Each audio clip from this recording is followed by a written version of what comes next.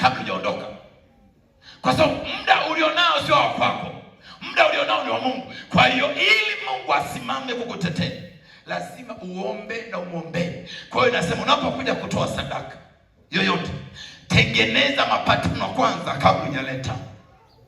Ni sawa na hivi, ni sawa na mtu ambaye yuko kwenye ndoa alafu anatoka nje ya ndoa.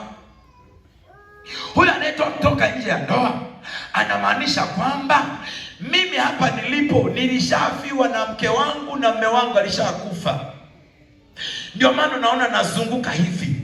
Angekuwa na mke angemthamini kama mke wake, lakini kwa kuwa mke huyu ambaye alinaye huko akienda akasema jamani, mimi mwenzenu mke wangu alikufaga zamani, na mwingine anasema tuliachana naye.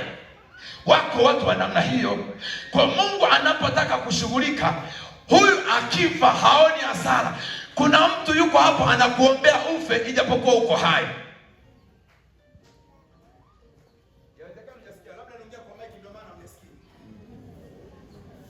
Nasema hivi, kuna mwanaume au mwanamke ambaye maombi yake makubwa ni kuomba mume wake afe abaki mjane. Kuna mwanaume ambaye maombi yake siku zote anaomba mke wake afe. Kwa nini? Kama huyu mwanaume anatoka nje ya ndoa anasema mke wangu alishakufa, mke wangu alishaparalaizi, wakati mke wake yupo akipiga sema sima mimi sinilifiwa. Je, wewe anakuombea uishi, anakuombea ufe? Huyo anakuombea maombi ya kufa hata kama hajakwambia. Amekuandaa naye taji la msiba wako. Yawezekana kunulia nguo za mwisho, anakupendezesha, lakini haandani maziko yako. Sawa? Sasa hizo ndo sadaka unakuja kutoa. Umekuja kutoa mbele za Mungu. Hivi nafikiri Mungu anakuangaliaje? Yaani Wakristo malai, mnakuja kanisani umebeba na michepuko ya nje na umeleta nayo kanisani. Unasema mke wangu hana shepu, haendani na mimi. Aliyemkongorosha nani? Aliyemharibu hiyo sura mpaka amekuwa hivyo nani? Alikuwa hivi wakati unamoa? Na ukumbuke aliwakataa wengine, alikukubali wewe. Na mpaka sasa nalaumu hivi, kwa nini mkubali huyu?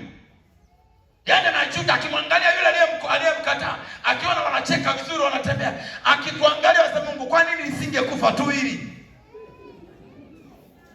Kuna mtu ana maombi magumu kwa ajili ya kusidana, anapoomba maombi amefunga, ukiona naomba anakuombea, anataka ufe, amechoka. Sasa ndo nakuja kanisani. Wakati fulani angalia, unapokuja kutoa sadaka mbele za Mungu, hakikisha usije kutoa sadaka ili watu wakupigie makofi kama hivi, wakupongeze, yani wakushangilie kwamba jamani, huyu ndio mtoaji mzuri wa sadaka. Unaweza kuonekana mtoaji mzuri kumbe unaleta makapi mbele za Bwana. Kama yule mwanamke alikuwa na senti 2 akatoa, wakaja matajiri asema walileta masalia. Wewe unaweza kupiga tunakupigia makofi, kumbe hamna. Walibaki tunaweza kukupigia ili tukufilisi, tumechoka na wewe. Binadamu wanafiki kweli. Anaweza kukupigia makofi na fikia na kupongeza, kumbe anataka amechoka, anataka kukushusha kwenye hadhi ya thamani yako. Kwa hiyo unapokuja kutoa sadaka, usitoe ili kwamba watu wakuone. Toa kwa kuwa Mungu anataka kubariki. Amen. Lakini usitoe sadaka ili upate cheo. Wanaweza sifiwe. Sasa bahati nzuri saizi huu sio mwaka wa uchaguzi. Tunaongea tunakuwa huru kwa sasa, mwaka wa nini?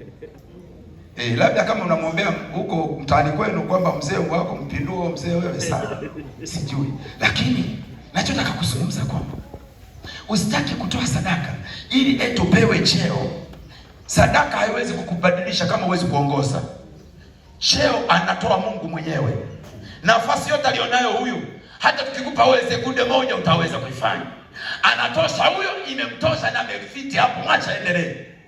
Kwa nini nimesema hivi? Kama nyumbani kwangu yamenishinda, nimeshindwa kuongoza wa nyumbani mwangu, unafikiri naweza kuongoza familia ambazo wamezaliwa kila mtu na mama yake na baba yake? Alafu naangalia tu wamnichague mimi niwe kiti cha mbele. Ni kweli mtachaguliwa, lakini kubali na vichomi.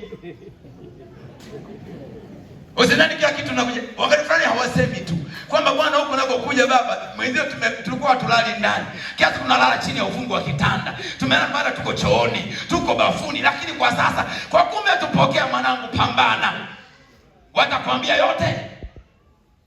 Usitafute cheo kwa lengo utoe sadaka nyingi upewe cheo. Hapana. Toa kwa ajili ya Mungu ili Mungu akubariki. Tafuta mahusiano mazuri na Mungu. Acha kuchanganya mambo. Kaa vizuri na Mungu na Mungu atakubariki vizuri. Unataka kutafuta maarufu wa kusifu wa kupigiana makofi, ole wako. Kuna mauti huko mbele, usitafute tatizo. Hizi ndio sadaka tulizotoa, tumeleta vilema. Unafikiri mbele za Mungu kuna usalama? Kama Mungu alitaka kunibariki, Mungu alikuwa anajivunia wewe, anatangaza kwamba mtumishi mwaminifu ni fulani, anajua kunitolea vizuri sadaka. Kama kwa sasa umegeuka eti makundi tu, kwamba kwa nini mimi peke yangu kwenye mtandao unaongana natoa hela nyingi? Unatoa hela nyingi kulingana na ofisi Mungu aliyokupa. Kila mtu anatoa kulingana na kiwango alichonacho. Hapo naongelea habari ya zaka tu. Hatujaongelea shukrani, hatujaongelea kitu gani. Kwa hiyo kila mtu atoe kwa kadri ya uwezo aliyompa Mungu wake. Acha kuiba.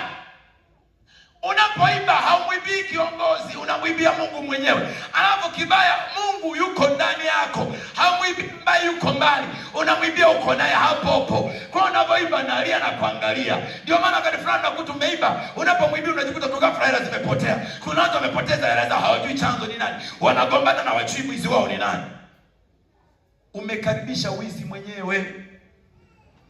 Jamani, Bwana Yesu asifiwe. Tusalimiane hewani namna hii. Imetosha, simama. Simama. Sasa akasema kwamba yani ameongea mpaka ametukwaza sasa. Tumekaa masaa yote, hata malizaji tu. Bwana Yesu asifiwe. Lakini sijui kama umetoka na chochote.